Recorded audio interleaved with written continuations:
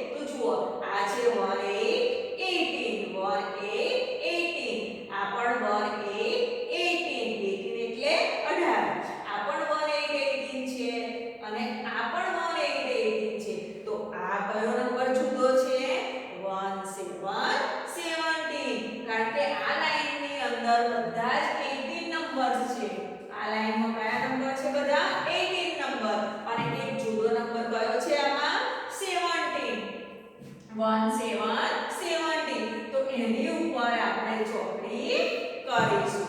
હવે નીચેની લાઈનમાં જુઓ, અહીંયા છે 1 7 17, આ પણ છે 1 7 17, આ 1 7 17, આ 1 7 17 એટલે 17.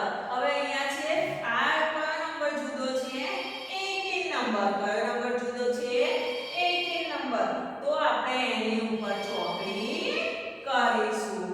જુઓ, આ છે 17, આ 17, આ 17 અને આ 17. આમાં જુદો નંબર કયો છે? 18 નંબર. હવે જુઓ, ચિત્ર ઓળખી બોક્સમાં પહેલો મૂળાક્ષર લખો. અહીંયા છે ચિત્ર આપેલા છે.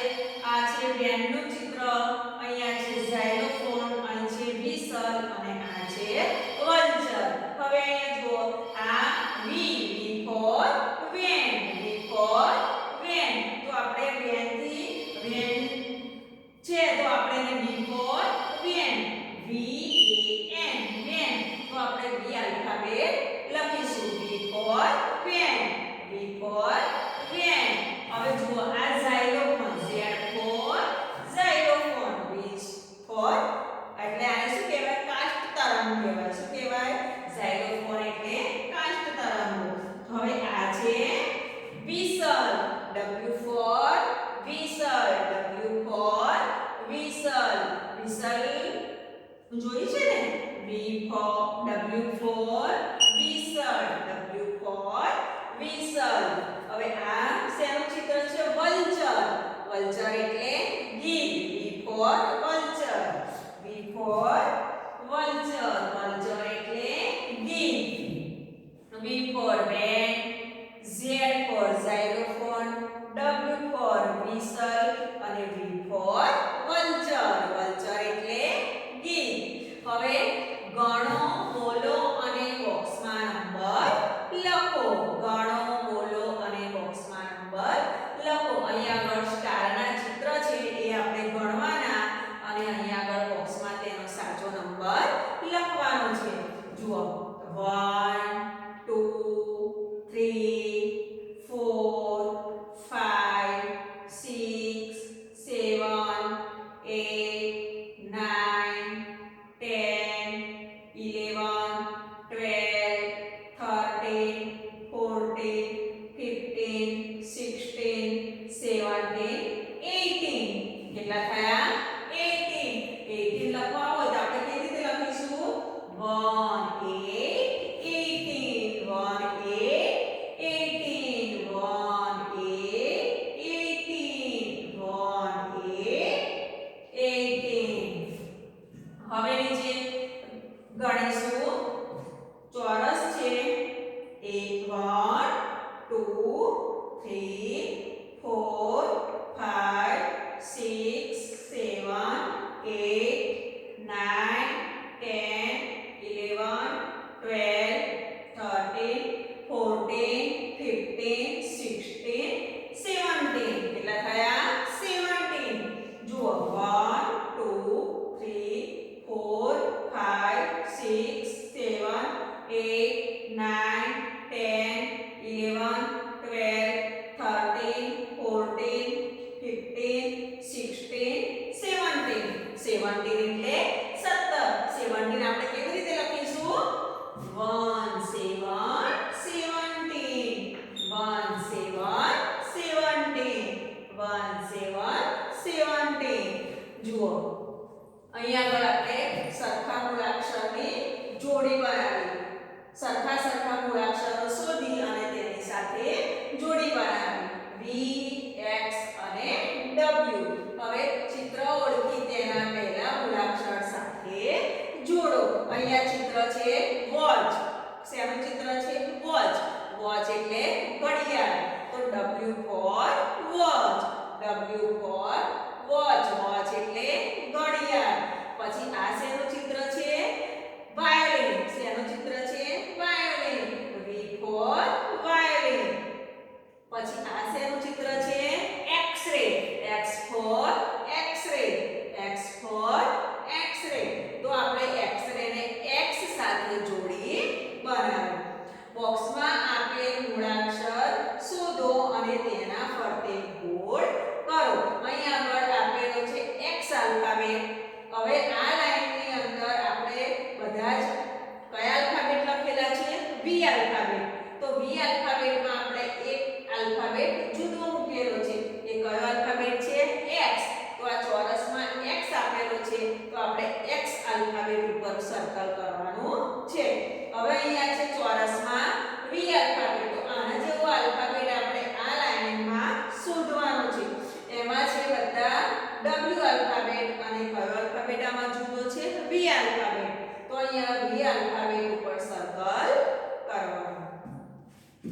હવે અહીંયા જુઓ હરોળમાં જુદા નંબર પર ચોકડી કરો. તો આ લાઈનની અંદર બધા છે 80 અને એમાં 17 નંબર જુદો છે એટલે આપણે તેના ઉપર ચોકડી કરી. હવે અહીંયા નીચે છે, અહીંયા છે 17 નંબર અને એમાં એક જુદો નંબર કયો છે 18 નંબર. તો 18 નંબર પર આપણે ચોકડી કરીશું. હવે ચિત્ર ઓળખી બોક્સમાં પહેલો મૂળાક્ષર લખો. અહીંયા છે વેનનું ચિત્ર. તો વેનનો સ્પેલિંગ શું થાય? VAN. તો એનો પહેલો મૂળાક્ષર કયો છે? V. આ V આલ્ફાબેટથી શરૂ થતો શબ્દ છે. અહીંયા છે ઝાયલોફોન. Z for xylophone. પછી આ છે W for whistle. W for whistle. આ છે વલ્ચર. વલ્ચર એટલે ગીધ. V for vulture. vulture એટલે ગીધ. અહીંયા છે ગણો, બોલો અને બોક્સમાં નંબર લખો. 1 2 3 4 5 6 7 8 9 10 11 12 13 14 15 16 17 18. 18 numbers. 18 એટલે ગુજરાતીમાં શું કહેવાય? 18. હવે અહીંયા જુઓ 1 2 3 4 5 6 7 8 9 10 11 12 13 14 15 16 અને 17. 17 ગુજરાતીમાં શું કહેવાય? 17. ગુજરાતીમાં આપણે શું કહીશું? 17. બરાબર. હવે આપણે ફરી એકવાર ABCD બોલી લઈશું. A for apple. apple એટલે સફરજન. B for ball. ball એટલે દડો. C for cat. cat એટલે બિલાડી. D for dog. dog એટલે કૂતરો. E for elephant. elephant એટલે હાથી. F for fish. fish એટલે માછલી. G for gun. gun એટલે બંદૂક. H for house. house એટલે ઘર. I for ice cream. ice cream એટલે ice cream. J for jug. jug એટલે જગ. K for kite. kite એટલે પતંગ. L for lion. lion એટલે સિંહ. M for monkey. monkey એટલે વાંદરો. N for nest. nest એટલે માળો. O for orange. orange એટલે નારંગી. P for peacock. peacock એટલે મોર. Q for queen. queen એટલે રાણી. R for rabbit. rabbit એટલે સસલું. S for sun. sun એટલે સૂર્ય. T for tiger. tiger એટલે વાઘ. U for umbrella. umbrella એટલે છત્રી. V for van.